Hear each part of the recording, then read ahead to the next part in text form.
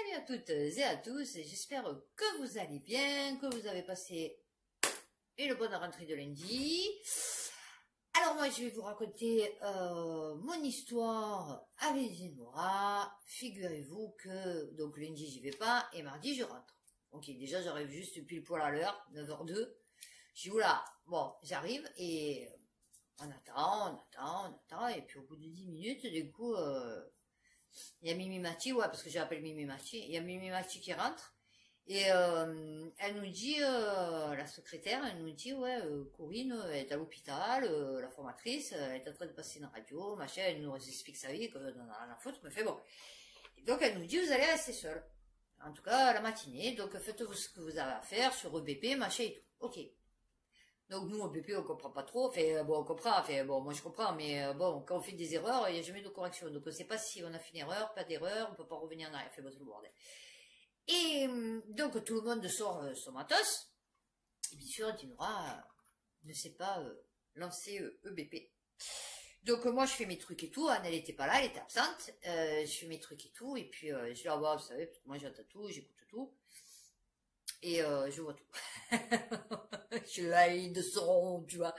Et donc du coup, je la vois et je la vois qu'elle galère. Qu'elle est là, elle dit ouais c'est bon, moi je vais pas le faire, machin et tout. Et elle est là, elle demande à Christelle qui trouve pas. Bon du coup, Christelle elle est peut-être bonne en EBP, mais elle est bidon en informatique, tu vois. Donc bon si elle est pas sur EBP, elle sait rien gérer. Bon fait.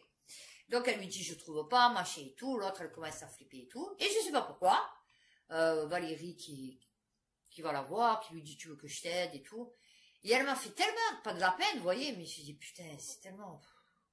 Que je me suis levée, j'ai dit fais voir. Non, parce que j'ai dit fais voir, je peux voir. Alors elle me fait oui. J'ai dit qu'est-ce qu'il y a, tu trouves pas le truc? Elle me dit non. J'ai dit bah, parce qu'en fait il faut faire ça. Et donc je commence à... Je vais pour lui faire la manip, mais elle avait la main collée sur la souris, comme j'allais pas lui mettre la main sur... Enfin, ma main sur sa main. Tu vois, on n'en est pas là encore. Donc, du coup, j'ai dit, excuse-moi, j'ai dit, tu peux me laisser la souris, s'il te plaît? Alors, elle me dit oui. Donc, elle me file la souris. Enfin, elle lâche la main, du coup. Et moi, je commence à faire clic, clic, clic, clic, clic. Ouais, j'ai dit, voilà, c'est tu as récupéré tes dossiers. J'ai dit, voilà, ils sont là, donc ça va s'ouvrir. Eh ben, vous savez quoi, elle est restée choquée. Elle a même pas, elle a même pas réussi à me dire merci. Je crois qu'il n'y a rien de plus flippant, en fait. Mais je l'ai pas fait pour ça. Hein. Bon, après, j'ai réfléchi, j'ai dit, putain, il n'y a rien de plus flippant que la fille que tu peux pas te voir. Elle vient t'aider, quoi. Tu vois, elle a tellement pitié de toi, tu vois, qu'il y a des gars qui t'aident et que tu es là en train de mourir devant ton PC, parce que tu n'es pas capable d'ouvrir de regarder ce qu'il y a sur ta, d'ouvrir ton dossier EBP, que du coup, ouais, c'est compliqué, parce que même Valérie, il est arrivé, enfin, il y a tout le monde qui est arrivé, tu vois, sauf toi. Tu vois, voilà. Et c'est moi qui suis venue t'aider. Ouais, ça doit être un peu flippant. Bah, après, quoi faire ou quoi dire, hein. Voilà, donc ma bonne action avec Dinora. Donc déjà, voilà, j'ai aidé Dinora. Voilà, elle m'a trop fait de la peine. C'est pathétique. Ah ouais, c'est pathétique, mon Dieu, mon Dieu. Donc aujourd'hui, nous allons faire international, parce que la dernière fois, j'ai pas eu le temps de faire le Gabon. Et donc, du coup, parce que j'ai des trucs sur le Gabon, et j'ai eu d'une source la vie. Non, c'est vrai, je connais quelqu'un qui est franc-maçon. Voilà. Et en fait, on s'était perdu de vue. Et donc, la dernière fois, bon, je vous dis ça, ça fait un moment, hein, ça fait au moins 2 ans, 3 ans, je l'ai revu. Et il me dit, ouais, passe à la maison, viens voir bah, ma femme et tout, parce que bon, il s'était marié entre-temps. Bon. Donc, j'ai dit, oh, bah, ça va. Donc, je vais chez lui, donc il me montre son appartement. Et je vois, dans la pièce où il y a son bureau, il y a un bureau, il y a le truc des francs-maçons, vous savez, le naperon là, brodé et tout, encadré et tout. Ah, j'ai dit donc, parce que moi, je m'en doutais qu'il était franc-maçon, mais bon. Donc j'ai dit, j'ai dit, c'est quoi, c'est pas un truc de franc-maçon ça? Il me dit, où? J'ai dit, ben là, accroché. Il me dit, ouais. Ah, j'ai dit, ouais, donc c'est ça, tu es franc-maçon. Alors il me fait, ouais, ouais. Bon, il me dit, regarde la salle de bain, machin et tout. Ok, donc j'ai pas insisté, parce que du coup, bon, voilà.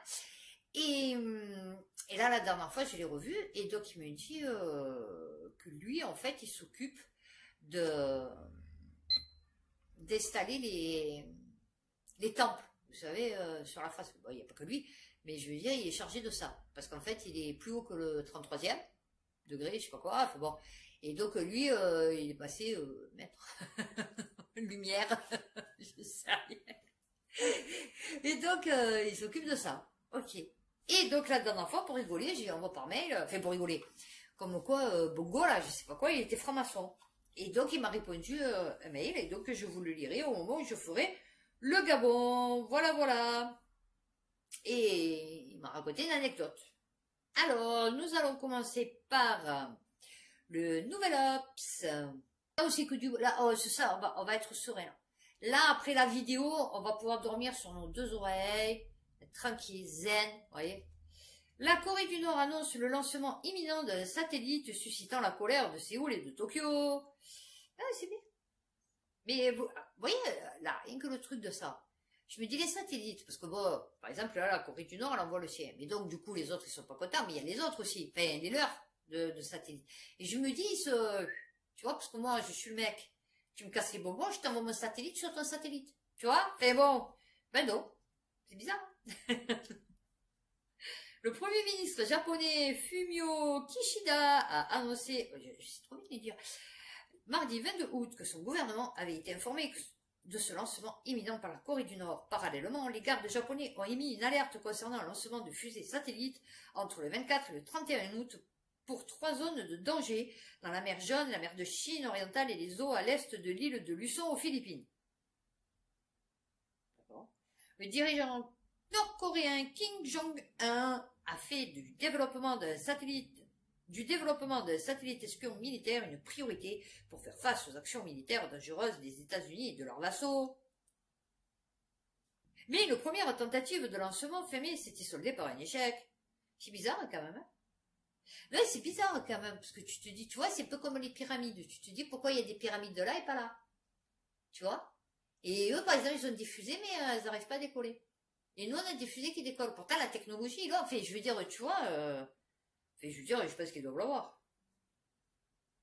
En dessous de mais ils doivent l'avoir.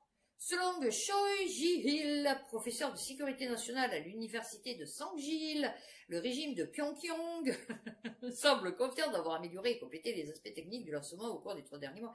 Oui, là, c'est sûr. Ah ben voilà. Alors, le Gabon, je le ferai après. Voilà, je ferai un truc spécial Gabon. C'est pour ça que je ne vais pas trop m'attarder sur les autres. Alors, attendez. Renoncement, libération.fr, priorité à la croissance économique. Le gouvernement britannique revient sur ses engagements écologiques. Bon, oui. C'est Rishi Sunak. Eh ouais. Prévoit d'annuler ou de décaler les projets visant à atteindre la neutralité carbone. Mais comment tu peux pas avoir une neutralité, tout ce que tu vas faire, produire, ça va faire du CO2. Tu peux pas faire, enfin, c'est pas possible de faire 0 émission de CO2. Enfin, vu que tu te bases sur le CO2, bon, c'est pas possible. C'est pas possible. Là, rien que ma vidéo, c'est, je fais du CO2, tu vois. En adoptant une approche plus pragmatique, proportionnée et réaliste. Ça veut dire donner la priorité à la croissance économique, au budget des ménages, au coût de la vie. Ah ouais, parce que oui, ils sont dans la merde. Alors, en réduisant l'objectif à 80% de suppression progressive d'ici à cette même année. Le projet d'élimination progressive des chaudières à gaz. 100%, là, c'est plus que 80. Bon, d'ici 2035, on est en 2023, tu vas voir que d'ici l'année prochaine, ça va baisser encore. Oui, non, ça va être 70, 60, 50, 40, tu vois. Alors, le Premier ministre s'est défendu en critiquant les hommes politiques de tous bords qui n'ont pas été honnêtes au sujet des coûts et des compromis. Ferait passer les intérêts à long terme de notre pays avant les besoins politiques à court terme du moment.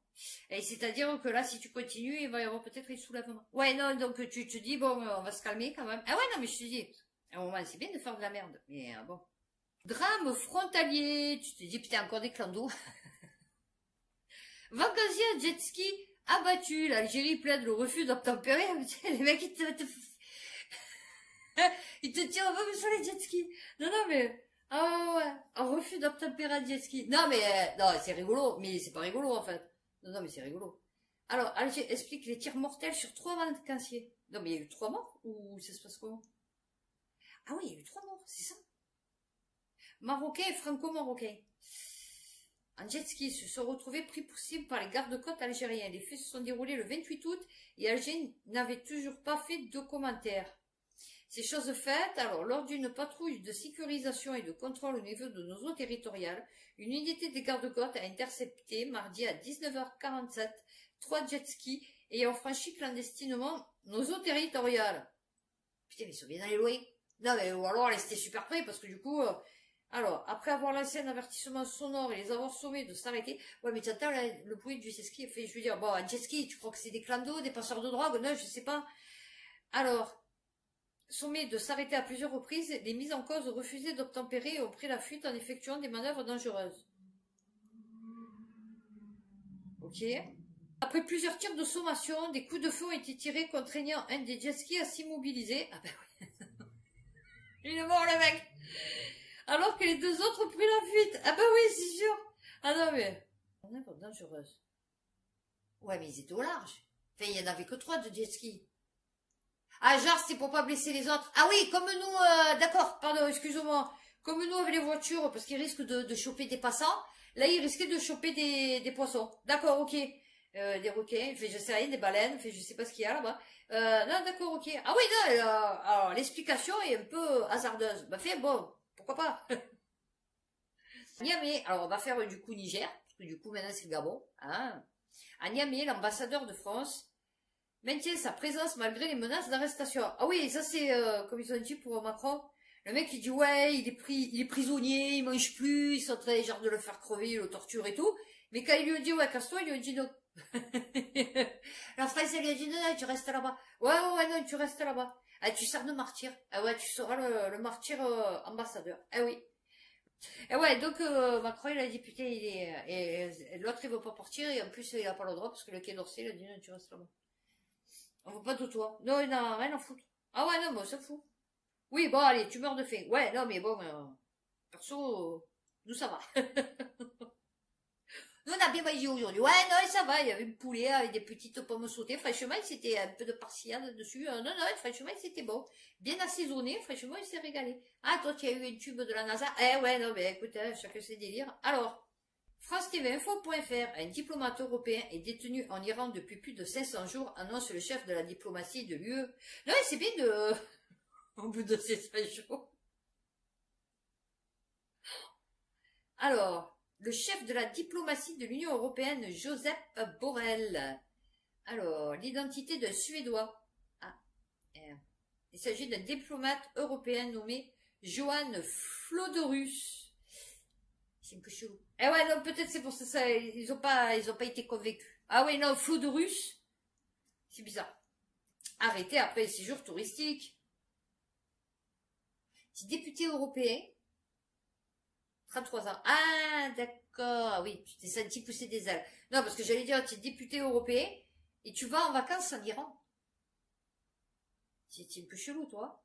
Le mec, il est allé en tourisme en Iran. Inde. Pourquoi le gouvernement envisage de changer le nom du pays dans les prochaines semaines? Voilà. Alors, le Premier ministre indien s'efforce de supprimer les symboles persistants de la colonisation britannique, à commencer par le nom du pays qui pourrait prochainement devenir... Ah, Bharat. C'est pas Rabat, c'est Bharat. Bharat. Les Indiens se perdaient mardi en conjecture à la suite de rumeurs selon... Oui, parce que je sais reconnaître mes erreurs. Ouais, je me suis trompée, j'ai dit Rabat. Non, c'est Bharat. Non, attendez, c'est quoi? Bharat. Les Indiens, alors, d'abandonner l'utilisation officielle du nom anglais de leur pays India, appelé Bharat. Alors, ok. Alors, je vais vous expliquer pourquoi. Ça remonte aux anciens textes hindous écrits en sanskrit et qui est l'un de ces deux noms officiels en vertu de sa constitution. Racine dans l'Antiquité occidentale et été imposée par le Royaume-Uni. Ouais, je sais pas pourquoi. Non, parce que du coup, c'était con. Parce que comme je disais, c'est con, parce que ceux qui habitent l'Inde, tu dis les franciliens, machin et tout, ceux qui habitent l'Inde, tu dis les hindous, et à l'époque, tu disais les Indiens d'Amérique, tu vois, mais c'était les Indiens. Tu vois, les Indiens, c'était les Indiens en Amérique, tu vois. Et donc, du coup, c'était con. Donc, on a dit, oui, maintenant, c'est, alors, les Indiens et les Indiens nord-américains, comment ils appellent ça? Bon, fait. Mais bon, nous, pour nous, les Indiens, c'est des Indiens. Fait, c'est pas ça, c'est des Indiens. Ouh, c'est des Indiens, quoi. Allez, plus, mais tout, tu vois, avec le calumet de la paix. Les Amérindiens. Voilà, j'ai cherché. 2 points. Liban, 4 morts dans des affrontements dans un camp palestinien. Je savais même pas qu'il y avait des camps palestiniens là-bas. Depuis jeudi soir, des combats opposent des groupuscules islamistes à des combattants du Fatah. Ouais, ça j'arrive à le dire. Principale organisation palestinienne dans ce camp collé à la ville de Saïda. 13 personnes avaient déjà péri lors d'affrontements similaires pendant plusieurs jours fin juillet, début août. Vous voyez, mais je vous en parle pas de ça. En vérité, il y a 2 portes tout ça par embrioche. Abbas interpellé. Ce qui arrive ne sert pas du tout la cause palestinienne et constitue une grave offense à l'État libanais. Putain, déjà qu'ils sont dans la merde, maintenant ils se battent avec les Palestiniens. Non, mais parce que les Palestiniens sont pas dans la merde non plus. Non, moi je suis fatiguée. Franchement, je suis fatiguée de ce monde. Ah ouais, non mais... Insolence SIAE. Alors, il n'y a plus de pétrole en Arabie. On va donc à fabriquer accord entre Stellantis et Aramco. Alors, carburant de synthèse. Après Renault, Stellantis annonce un accord avec le saoudien Aramco. Alors, et cette information n'est pas anodine, elle est majeure aussi bien en ce qui concerne la production d'énergie liquide que pour l'avenir des voitures électriques dont vous savez tout le bien que je pense, ce qui est du second degré évidemment. Un accord a été signé ce mardi par le groupe franco-italo-américain avec le pétrolier saoudien Renault qui y travaille depuis plus de 3 ans, croit beaucoup dans ces carburants de synthèse qui pourraient représenter 10 à 15% de la consommation du parc auto. Un surcoût de 50 centimes le litre est envisageable. Vous vous rappelez que je vous avais lu, enfin pour ceux qui me suivent vraiment, un article comme quoi ils avaient fait du carburant de synthèse, que c'était 1200 € le litre. Vous vous rappelez que j'ai dit, il va falloir faire un crédit, machin et tout. Et là, il vous explique que ça sera un coût de 50 centimes de plus à la pompe. Je vous dis, ils vous prennent pour école. Moi, je suis sûre que le carburant de synthèse, ils l'ont déjà depuis longtemps. Je sais même pas s'ils mettent pas ça dedans déjà depuis. Parce que depuis le temps qu'ils nous disent que normalement ça doit être fini, machin et tout, et qu'on en a toujours, moi je vous dis à un moment donné, il y a là aussi une couille dans le pâté. Presse, tension États-Unis-Chine, le projet de Biden pour contrer les routes de la soie. Bah déjà tu as eu l'Italie, du coup elle s'est enlevée toute seule. Alors les États-Unis ont poussé un ambitieux projet de couloir logistique reliant l'Inde et l'Europe au Moyen-Orient. C'est ça? En marge du 18e sommet du G20 à New Delhi. Ils ont d'ores et déjà signé un accord de principe selon un communiqué de presse. Oui, c'est bien. Ah, bon, je sais pas c'est quoi, hein, le couloir. Alors, un calendrier encore flou. Oui, j'ai mis une lunette. Non, parce qu'il y a tout qui est flou chez eux, hein, vous avez remarqué? C'est pas très limpide. Alors, le premier ministre israélien Benjamin Netanyahou a déclaré que les États-Unis avaient approché Israël il y a plusieurs mois pour ce projet qui, selon lui, remodèlera le visage du Proche-Orient. L'État d'Israël sera une plaque tournante de cette initiative. Ah, le Moyen-Orient, d'accord. Mais pourquoi il y a une... Ah, d'accord. Ah oui, parce que maintenant, États-Unis, Arabie Saoudite, Israël, Inde, c'est pareil. Là, finalement, je vais peut-être opter le Vietnam. Partenariat pour les infrastructures et les investissements mondiaux. Ah ouais, parce qu'ils vont toucher les pépettes. Contrer la BRI lancée par Pékin. Alors, la BRI est le programme pour lequel Pékin réalise depuis près de 10 ans des investissements massifs dans nombre de pays émergents pour financer la construction d'infrastructures. Ses opposants dénoncent un cheval de Troie chinois. Bah oui, bah, c'est-à-dire il fait comme toi. Sauf que eux, bon, peut-être qu'ils payent un peu. Je sais pas. En tout cas, je pense pas que ce soit la population encore qui en profite. Mais bon, pression au Niger, Orano met sa production d'uranium en maintenance. Non, on répare. Ouais, non, il n'y a pas de problème. Mais bon, on préfère mieux réparer. Oui, non, parce que c'est jamais les normes, on veut pas vous empoisonner, vous voyez. Vous, petit noir. Faute d'approvisionnement en produits chimiques, le groupe français cesse provisoirement la production de concentré d'uranium sur place. Il estime toutefois que la sécurité d'approvisionnement de ses clients n'est pas à risque. Les conséquences du... Alors, les échos. Les conséquences du coup d'État au Niger commencent à paralyser l'activité du spécialiste français de l'extraction et de l'enrichissement de l'uranium, le groupe Orano. Vendredi, l'ex arrive à annoncer la mise sous maintenance anticipée de son usine de Sault-Maïr, faute d'approvisionnement suffisant pour faire tourner le site. Ah, d'accord, c'est parce que... Ouais, d'accord, parce qu'ils n'arrivent plus à voler l'uranium, d'accord. Et ouais, donc du coup, il n'y a plus de... Et ouais, s'il n'y a plus de matière première, c'est sûr. Le site de la Sault-Maïr a été amené à aménager l'organisation du travail, anticipant arrêt de la production de concentré d'uranium. D'accord. Orano précise toutefois que la mine de Somaïr, détenue à 37% par l'État du Niger, est toujours en pleine activité. Et c'est là que tu te dis, il y a des soucis quand même. Comment ça se fait que le peuple est aussi pauvre? Orano export traditionnel... Enfin non, comment ça se fait? Je sais comment ça se fait, mais je veux dire, ça ne devrait pas. En vérité, ça devrait être eux. Non, non, mais c'est un truc de fou. En fait, bon d'accord, en Amérique, il y a du pétrole, il y a des... En Australie, il y a des matières premières. Enfin bon, il y a des pierres précieuses. Enfin, bon, ok. Et là, l'Afrique, les Africains, normalement, si l'argent de tout ce qu'ils vendent, que ce soit gaz, uranium, pétrole, or, pierres précieuses, métaux rares et tout, normalement, ça devrait être eux, tu vois, les pays les plus riches, tu vois. Alors, 2020 tonnes d'uranium ont été extraites en 2022 au Niger sur une production mondiale estimée à 48 888 tonnes. Ah putain, ils sont à... D'accord. Ouais, vous me direz c'est une tonne. Enfin, pour l'Europe et la France, la dépendance est néanmoins plus forte. Selon les chiffres d'Euratom, le Niger était le deuxième fournisseur d'uranium de l'Union européenne. Ah, d'accord. Ouais, mais après, je sais pas, ça dépend. Je vous avais pas dit que c'était moins, que c'était que 17%. Hein? Dans un article. Ah, eh bien, on va faire la suite de l'Australie et j'enchaîne sur le Gabon, du coup. En Australie, des milliers de personnes ont manifesté en soutien à la réforme sur le droit des aborigènes. Ben oui, parce que du coup, je fais les suites, hein. Bon, oui, comme ça, c'est au courant, tu vois. Le 14 octobre se tiendra un référendum qui pourra accorder aux Australiens indigènes. Mais non, non, moi, c'est eux, les Australiens, tu vois. Si le oui l'emporte, le droit constitutionnel à être consulté sur les politiques qui les concernent. C'est grave, quand même. Tu es chez toi, c'est la terre de tes ancêtres. Il y a des gens qui viennent dessus, qui te mettent dans des enclos. Tu finis drogué, alcoolique et tout. Et en plus, le jour où tu vas voter pour un référendum pour pouvoir obtenir des lois qui normalement sont pour toi en premier, tu vois. En fait, je veux dire, c'est un truc de fou. Walk for yes. Alors, 60 000 ans. Voilà, c'est ce que j'avais dit la dernière fois. Voilà. Ont une espérance de vie et un niveau d'éducation inférieur aux autres Australiens et sont nettement plus susceptibles de mourir en garde à vue. Ah ouais. Non mais eux, ils sont chez eux. C'est ça le pire. Tu vois. Voilà. Non, parce que c'est bien de nous rappeler qu'ils sont susceptibles de mourir en garde à vue. Mais bon, du coup, ils sont chez eux. Donc, c'est un peu paradoxal, quand même. Je pense que nous avons besoin d'une voix au Parlement, il est grand temps. Eh ouais.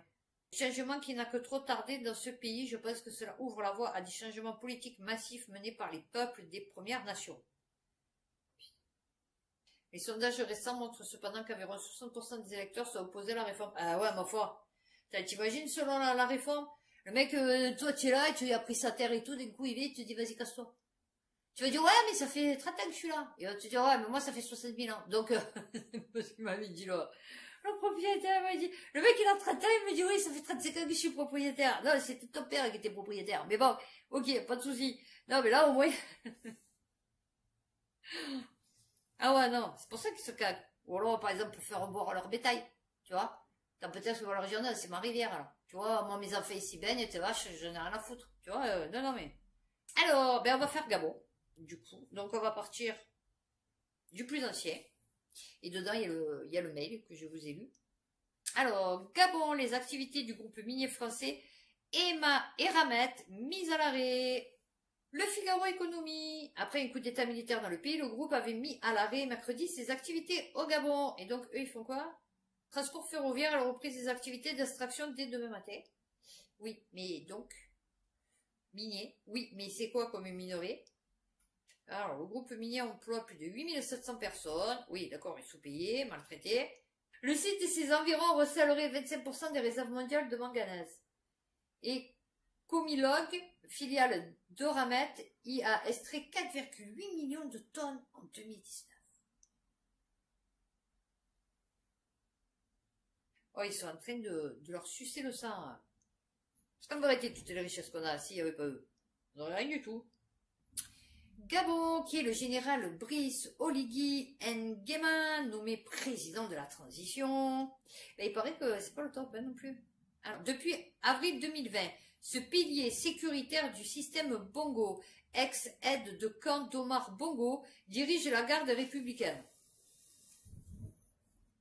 chargée de la protection du chef de l'État, mais la GR, comme d'autres unités de l'armée, a pris part au putsch.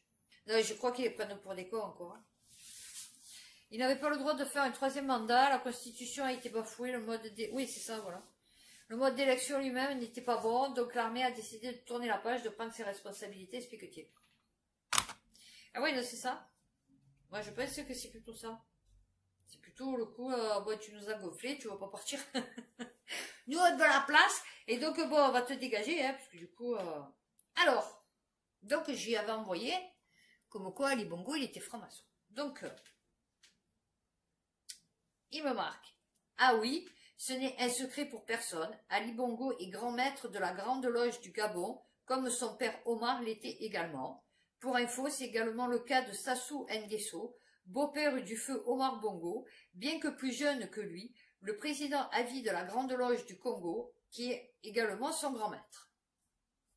Voilà. Et donc, il m'a expliqué, il m'a raconté, 2-3 jours après, il m'a téléphoné.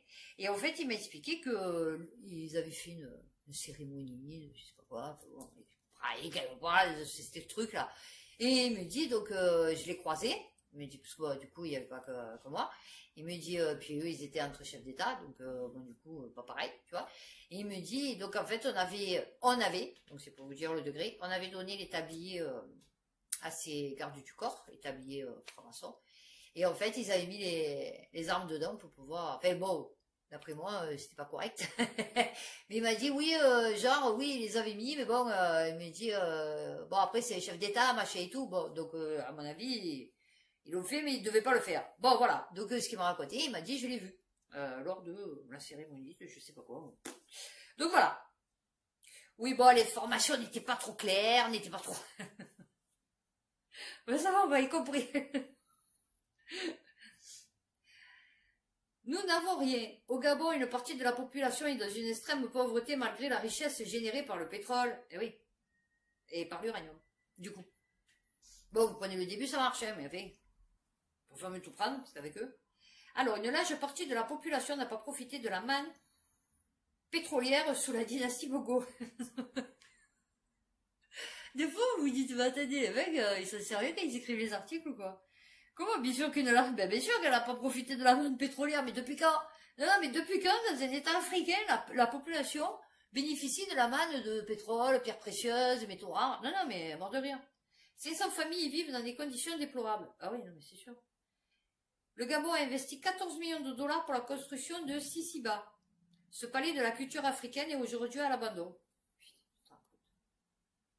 Nous squattons ici, explique Prince. C'est pas qui... C'est pas le chanteur. Non, c'est pas le chanteur. Qui a 2 enfants à charge. La première a 12 ans et la plus petite a 7 ans. Et j'ai même stoppé parce qu'il n'y a pas assez de moyens. Stopper, ça veut dire arrêter de faire des enfants. Et ouais. Ah, et oui.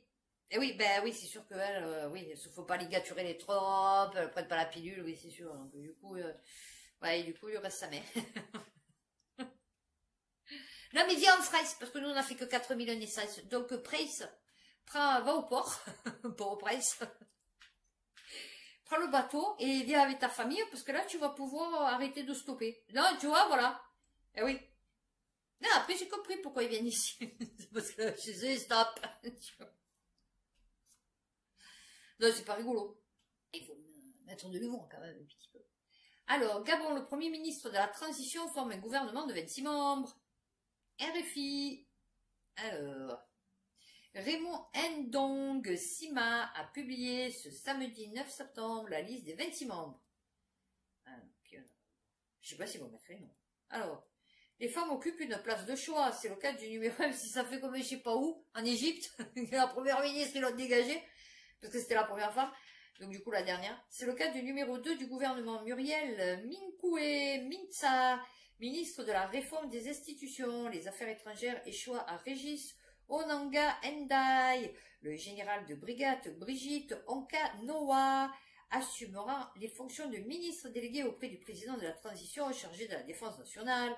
L'opposant Paul-Marie Gondjout a été nommé ministre de la Justice et porte-parole du gouvernement. Les ministères dits juteux reviennent à Marcel Abeke, pétrole. Hervé Patrick Opianga. Hervé Patrick, mine et l'activiste et économiste. Mais Mouissi, promu ministre de l'économie et des participations. Celui des eaux et forêts revient au colonel Maurice Ntosui, un proche du président de la transition, le général Oligui Nguema. Ah, mais c'est bien. Voilà, ben, vous avez la liste. On ne connaît pas sur la presse. Moi, il y en a plein, je ne les connais même pas. Je ne sais même pas qui c'est. Mais par contre, vous avez sur du Gabon. Non, c'est bien. Et ouais, parce que nous, en France, on l'a pas. Non, parce que ça change tellement et tout. Bon. Eh bien, écoutez, on va continuer sur l'Afrique. Du coup, voilà. Et je finirai par le truc à la fin. Ouest France, au Niger, la grogne gagne les troupes françaises. Pourquoi il y en a encore? Bloqués dans 3 bases. On veut pas les récupérer, on veut récupérer des guns. Ouais, ils sont partis, ils se démerdent. Ouais, non, je sais, on les a envoyés, mais c'est pas grave, ils se démerdent. Ah ouais. Vivent dans une précarité croissante, victimes d'un bras de fer entre la junte nigérienne au pouvoir depuis août et Paris qui ne la reconnaît pas. C'est tout de fou. Abandonnés, l'humeur est visiblement morose au sein du contingent français au Niger. Alors, je dirais pas cher, parce que bon, du coup, mais bon, voilà, maintenant tu sais à quoi t'attendre. Mais je suis sûr que si, ils vont être à fond, quoi. Principalement confinés sur la BAP, la base aérienne projetée, située près de l'aéroport de Niamey. Les quelques 1500 soldats français sont au cœur d'un bras de fer. Ok. Dénoncer plusieurs accords de coopération militaire conclus avec l'ex. Oui, mais ils en ont rien à foutre. Ça, c'était avec l'ex, c'est pas maintenant. Et je veux dire, tu vois, ça fout. Côté français, Emmanuel Macron, intransigeant. Ah bah oui, il s'en fout, c'est pas lui qui est mort de faim là-bas. Maintient qu'un éventuel redéploiement des forces françaises au Niger ne sera décidé qu'à la demande du président Mohamed Bazoum. Ah ouais, putain, alors ils vont attendre, je te le dis. Alors, la situation des militaires français se dégrade depuis le début du mois de septembre, relève compromise, réserve qui s'épuise, encadrement sous stress, peur d'une sortie de crise violente. Ce sont ces mêmes manifestants qui ont stoppé le boulanger et qui empêchent les personnels locaux de venir travailler sur la BAP. Bah oui. Ah ouais, non, ça va être... Non, mais on est bien. Alors déjà, on est bien vu. Hein, on est apprécié. Hein, vous avez remarqué qu'on est bien apprécié. Et en plus, on prend bien soin de nous. Non, c'est bien. Écoutez, on est rassurés hein, pour nos troupes. Ah, mais 2 trucs que vous saurez peut-être pas. Parce que je ne savais pas non plus. Le Nicaragua, nouveau tremplin vers les États-Unis pour les Sénégalais candidats à l'émigration. Là, c'est l'émigration. Accent aigu, M-I-G-R-A-T-I-O-N. Ok. Moins dangereux que le voyage par l'océan Atlantique jusqu'aux îles Canaries pour rejoindre l'Europe, ce nouvel itinéraire suscite des envies au Sénégal. Ah, écoute. On va être envahi de Sénégalais. Et qui va rester en Afrique? Non, parce que du coup, bon, tu me diras, bientôt ce sera 1 milliard. Mais, bon, c'est grand l'Afrique, hein. Enfin, je veux dire, bon, est-ce que c'est aussi grand que l'Inde? Je sais pas. Ou que la Chine. Mais en tout cas, non. Sur les réseaux sociaux sont ainsi apparues des vidéos de groupes de Sénégalais se fumant à l'aéroport de Dakar, tous enthousiastes à leur départ munis d'une simple autorisation d'arrivée, en suivant les profils de ces candidats à la migration. Ah non, c'est rigolo. On peut les voir gravir des montagnes, emprunter des sentiers en pleine forêt, traverser des rivières parfois de nuit pour conclure leur voyage par des images de gratte-ciel des villes américaines. La réussite de leur périple s'ajoute aux nombreuses vidéos expliquant comment se rendre aux États-Unis par ce chemin terrestre. Et il va construire un mur là aussi? Non, parce que déjà il a construit au Mexique. Là, on va faire comment? Le juge dans le procès opposant les États-Unis à Google ne savait pas si Firefox était un navigateur ou un moteur de recherche. Droitdéveloppé.com. Inquiétude quant à sa capacité de décision éclairée, ça c'est clair. C'est quoi ce idiot d'Inora? Des sujets, c'est pareil, des sujets entre Google et les États-Unis. Elle sait même pas ce que c'est le moteur de recherche, vous savez, dans Windows. Non, elle sait pas ce que c'est. Le juge de district Amit Mehta a entendu les déclarations préliminaires dans le cadre du procès antitrust intenté par le ministère de la Justice pour contester la position dominante de Google dans le domaine de la recherche. Le ministère de la Justice a accusé Google d'avoir illégalement conservé un pouvoir monopolistique sur les marchés de la recherche et de la publicité depuis 2007, en s'efforçant d'armer le pouvoir qui lui confère le fait d'être le moteur de recherche par défaut sur tous les appareils mobiles.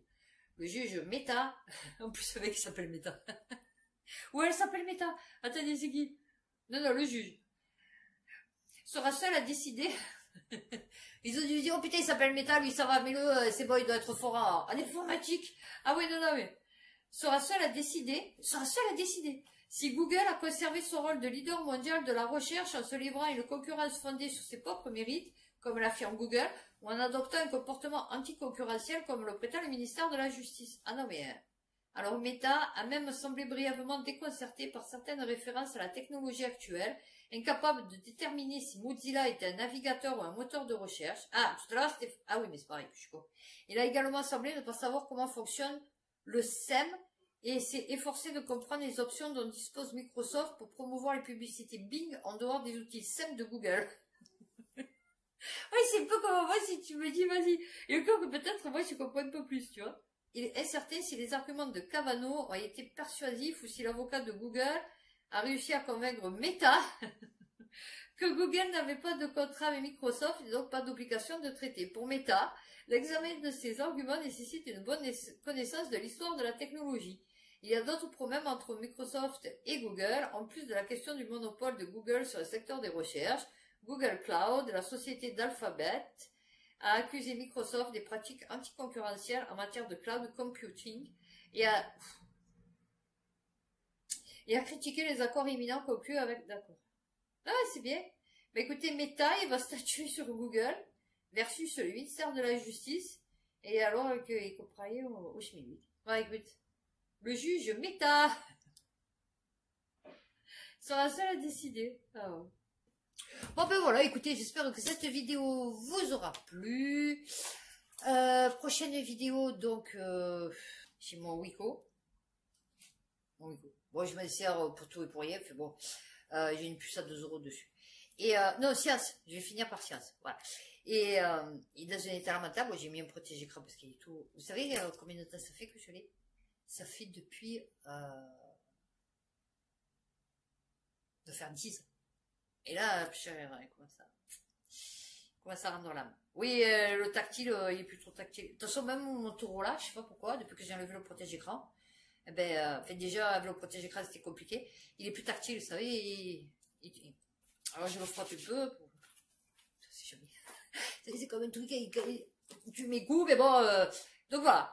Bah, écoutez, j'espère donc que cette vidéo vous aura plu. N'hésitez pas à liker, à vous abonner. Merci encore pour ceux qui me suivent, ceux qui me suivront et ceux qui m'ont suivi. Et d'ici vendredi, donc Science. Prenez soin de vous, faites attention à vous et puis à bientôt pour une prochaine vidéo.